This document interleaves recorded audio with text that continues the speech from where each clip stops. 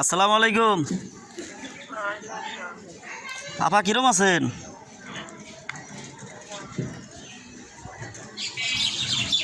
আপা কিরম আছেন? কি ঘুমাইতেছেন নাকি? ওই যে আমি নয়ন ভাইয়ের ভাইরা বলছিলাম লাখির বেরেত্তা, ওই একটু 5টা মিনিট একটু কথা কইতাম আপনার সাথে। ওই যে আপনারা আগে একবার জানাইছিলাম না কবর বাড়ির ঘটনা আমার বউ লইয়া। এখন তো মনে করেন তারপরে এই পর্যন্ত মোটামুটিভাবে ভালোই কথাবার্তা কইছি, কি কইছি বুঝছেন? তারপরে এই যে ঈদের সময় নয়ন ভাইকে বাড়ির উপরে যে রেনু বাবা আছে না, আছেন না? এই রেনু বাবার সাথেও কথা কইছি, হেও কথাবার্তা কইয়ে দিয়েছে। এসে পরে আমার কইলো তো ভাতমারে মার্কেট করতে, এবার মার্কেট করিয়ে দিবি কি? এসে মনে করেন 2000 টাকাও পাঠাইলাম আমি, কি কইছি বুঝছেন? মার্কেট করলো, শারমিনা ফাজাইয়ে বেড়াই ঠেরাই আসলো। এখন আবার মানে সব কিছু কইতে গেলে ঠিক হয়ে গেছে, এখন আবার কইতেছে যে আর আসবে না। আর মা আমারে কয়দিন আগেও, এই 10-15 দিন আগেও মনে করেন আমারে 15 দিনের সময় দিছিল।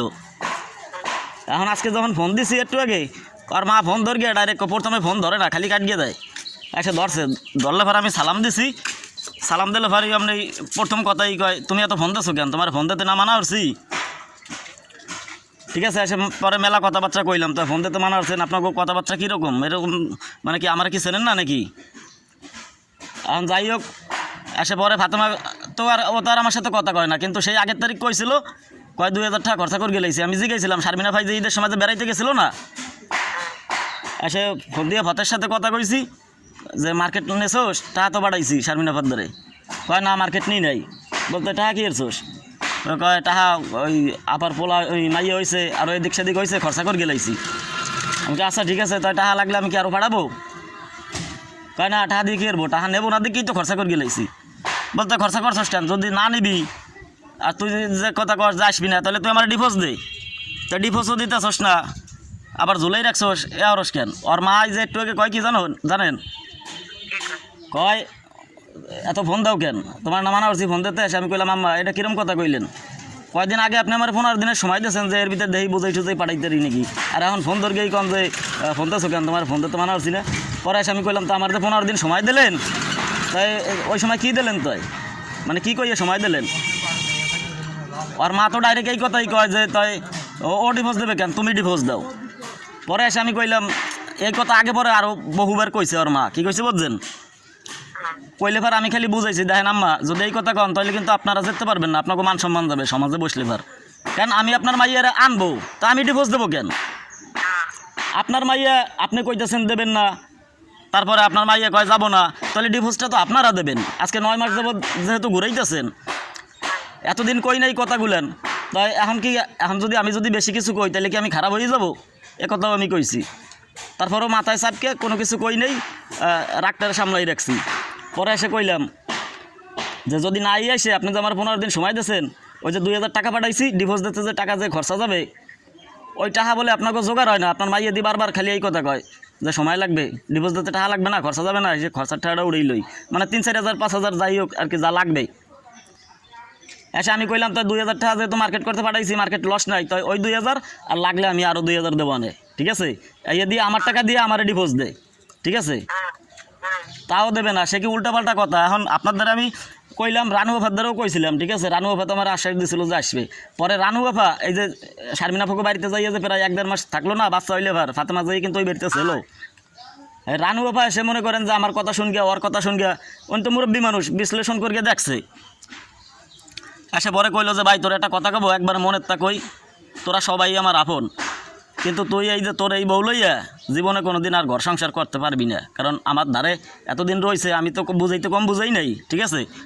এসে আমি কইলাম যাবা আমার একটু দুঃখ নাই কেন, আপনারা যারা দূরের আছেন আপনারা যে আমার খারাপ করবেন কইতে তো আর পারবেন না কেন? আপনারা দেখছেন ওরে আমি আনতে গেছি আইসে নাই, আমার বোন বউনাই পাঠাইছি তারপরেও আইসে নাই, তারপরেও মনে করেন এমন কোনো দিন নাই যে ফোন না দিছি, খোঁজ খবর না লইছি, কিন্তু ও কিন্তু আজ পর্যন্ত এই 9 মাসের ভিতর একটা দিন সাত গিয়া ও কিন্তু আমার ফোন দিয়ে জিগাইতে পারে নাই যে কিরম আছেন, ভালো কি মন্দ। আরও উল্টে আমি ফোন দিলে রাগ হয়ে যায়, নাম্বার ব্ল্যাক লিস্টে আলাইতে হয়, ফোন ধরে না, ঠিক আছে? এই বিধিকিস্তিক অবস্থা। বল যাও, আপনারা যারা পাশে আছেন আমার ব্যবহারও তো দেখছেন, যতদিন বেড়াইতে গেছি আমি কীরকম, আর আপনাকে বোনটা যে কিরকম এইটা তো আপনারা দেখতে পারছেন এতদিনে, আমার কথাবার্তা শুন গিয়া তো সবার কথাবার্তা শুন গিয়া।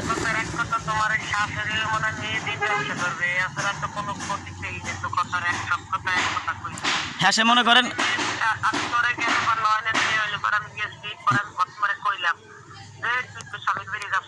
হুম আপনি জানেন না আমার তো একটু ভয় পাই সত্যি। হ্যাঁ আপনি আমি কইছি যে এইভাবে তার স্বামীও আপনাদের মেন নাম্বারে কিভাবে পাইছে কইছি আমার মেন নাম এই নাম্বার হলো আমার মেয়ে ওই তো চালাই এই নাম্বার। হ্যাঁ পরে আসলে পরে আমি কইছি যে আমি কথাবার্তা কইছি একটু খারাপ নাই তো ভালোই কয়েছে তুই যাবি লঞ্চ করে দিয়ে হুম পরে কয় কি না আমি আর যাবো না কি কারণটা কি কয় এই ভাই ভালো না মারে ধরে কোথায় রাত্রে মারছে হুম মারে ধরে গ্রামে কইছে না আমার ধরে কবি আমরা তো এরপর যদি মারে ধরে আমার ধরে কবি তারপরে কি কিছু দেয় না ইয়ে না মানে তোমার বিরুদ্ধে কথা কয় মানে তুমি ভালো না এই কথা কয় পরে আর আমি আর তুমি আর ফোন করো দেও না তোমার নাম্বার তোমাদের নাই হোক পরে যে জানাবো এটা এই দরবারে ধরো আমি যে গেছি ফেব্রুয়ারি মাসে তাতে এপ্রিল মাস চলে কারণ কি তুমি এরপর তুমি আচ্ছা পরে স্বামী খারাপ কামড় করে গিয়েছে দেখছি গিয়েছে বাংলাদেশের নয়নগর আমার ভাইকে কি ও আল্লাহ আপনি পারবেন না বাখানে গেলেই আজেবাজে দরকার কিন না আমি যদি পারবো না পারি এবার কিন্তু তবু গার্জিয়ান তো শক্ত না তো শাওরি হলো সবকটা মাইয়ে দিয়ে কাজ সারাবে এলো বুঝছি আর জামাইকে টাকা ধরে এলো জায়গায় বসে সুদি লাগাবে পরে আসে কত মাস শুনছিল আসে আমার লাগে 2 কথা হয়েছিল পরে কি যাবো আমি এই কইছে পরবর্তীতে এরপর তো ঈদে তোমার কাছে বলে টাকাও নিলে এটা তো আমরা জানি না পরে জানি না কি না অন্ত তুমি কইলে তোমার উপায় একটাই তোমার দুই সময় কইছিলাম তেল তেল দেশ আমি এবার কইছি তুই ডিপোজ আমিও কইছিলাম যে তুই যদি না আসিস ডিপোজ দিয়ে আরে ডিপোজের কাগজ করাই দিয়ে বিয়ে শাদী করছিল জানি এত ইনার তুই বিয়ে বসে গেলিস আর কি করছিলাম ওই আমি তোর তো ওই মাইয়া পথে মারে শোনো আমি এখন কই ওই কিন্তু সম্বন্ধ আসতেছে হ্যাঁ অলরেডি সম্বন্ধ আছে ও এই কথা এই জন্য মনে হয় আমার ডিভোর্স দিতেছে না, যখন সম্বন্ধ ঠিক হয়ে যাবে তারপরে মনে হয় আমার ডিভোর্স দিয়ে সাথে সাথে ওখানে বিয়ে দিয়ে দেবে। জানি কোন লাঠিসের কয়কারি একটা গেছে কয়কারি একটা সম্বন্ধ গেছে বুঝছো কয়কারি একটা গেছে পরে আমি এর নাম সাইফুল আর আমি কইছি যে তোর তাহারে ভালো দেয় বলারে খালি খালি যাচ্ছি তোর টাকা আমার না আমি তোর ডিভোর্স টিভোর্স হয় নাই তো ইয়ে লাগবে না এলা তোমার দেয়াইও জানে আমার ওদারে যে বাড়ি এলা হেও জানে পরে আমি এই ছেলেরে লাখির পেট তোমাকে ওই লাখির পেট মান লাখির পেট বউ আনাইছে বুঝছো বউ আনাই গেছে কিন্তু ওরে দেখাইছিল কথা বুঝছো আমি যেটা কইলাম এটা তুই কইও না ঘটনা সত্যি ওই ধরো ওরা বসে রেখে তুমি যদি তালাক দাও তাহলে তোমার টাকা দেওয়া লাগবে তুমি তো দেবা না তুমি বউ নেবা তুমি তালাক দেবা কেন তুমি তো টাকা পয়সা দেবা না না আর যদি অবশ্য সম্বন্ধ ঠিক হয়ে যায় তারপর তোমার ডিপোজ দিয়ে ওরা কি করবে খাই নিলে দেওয়া তোমার তোমারে যা কইলাম তুমি তো খালি ফোনে ফোনে এটাই মারো না আপা শোনেন আমি মাঝখানে একবার ভাবছিলাম যে যাবো কি কইছি বুঝছেন পরে এসে আবার আমার একবার রাগি হয়ে গেছিল মানে এই যে ঈদের কয়দিন আগের কথা যখন ওই যে রানুভার সাথে কথা কইছি তো সেই সময় তো আমার একবারে টোট কথা আমার মেজাজ খারাপ হয়ে গেছিলো আমি চাইছিলাম যে এই মাইয়া আর কোনোদিন আমি আনবো না কি কইছি বুঝছেন হ্যাঁ সে পরে রানুভাবা যখন বুঝাই টুজাই কইছে তারপরে এসে চিন্তা করছি যে না দূর ভালো একটা ঝগড়া হয়েছে তোমার মাইয়ে দেয়া যাবে দেবে না কেন আমার কথা আমি তাহলে কই যে 5 জন লইয়া 2 জন লইয়া আমরা যাই এইবারে মানে কথা থেকে দুইটা কথা ধরুন তো প্রত্যেকদিন পারবো না তুমি তো বেড়া তোমার চেহারা তুমি কি খারাপ হেয়ার মাইয়ে এটি আছে হেয়ার মাইয়ে অনেক সুন্দর চেহারা আরে আপা মানে উল্টো কইতা না যে বোতার লোক এবারে লইয়া তো শাড়ি কিনি আর কথা হয়েছে কি তুমি কথা কবার দুইটে আমরা বউ নিতে এসছি এরা দেবো না তা ডিভোর্সটা শেষ এখন আবার আপনার কথা তো আমি বুঝছি মনে করেন আমি তো একটা সমস্যায় আছি যার কারণে সচরাচর কইলেও তো বাড়িতে আসতে পারি না কি কইছি বুঝছেন এক দ্বিতীয়ত এখন আমি চাইতেছি কি জানেন যে আমি এখানে বসকেই আমি একটা আইনের একটা আশ্রয় নিই যে ওরা ডিভোর্স দিতেছে না ঘুরাঘুরি করতেছে এরকম কেন করতেছে আমি একটা ঠিক আছে আমি কইছিলাম যে তুমি থানায় একটা অ্যাপ্লাই করবে আরে যে পুলিশ যাইয়া তুমি ওখানে থাকবে যে আমার এরকম কি করবে মানে 9 মাস ধরে বউ আছে বউ মতো টাকা পয়সা নেয় মাসে আমি যাই পরে আবার ঘুরে থেকে আসছে আর বোন বনে গেছিল তাই না ছাত্রী আছে তাই তুমি তো ইয়ে করবা করগে হুম। তুমি যে দারোগারা জিজ্ঞাবে হুম। তো তুমি যাবা কি যাবা না হুম। আচ্ছা লাইনে তো কইছিলাম তুমি তো এখন ওই যে করি নাই কেন শোনেন, ওই যে আপনাকে ঘরে একজন আছে, কারণ এই শারমিনা পারে ফোন দিলে সে তো মোটামুটিভাবে মনে করেন ভালো ভালো কথাবার্তা কয়, পরে বুঝায় কি কইছে বুঝছেন।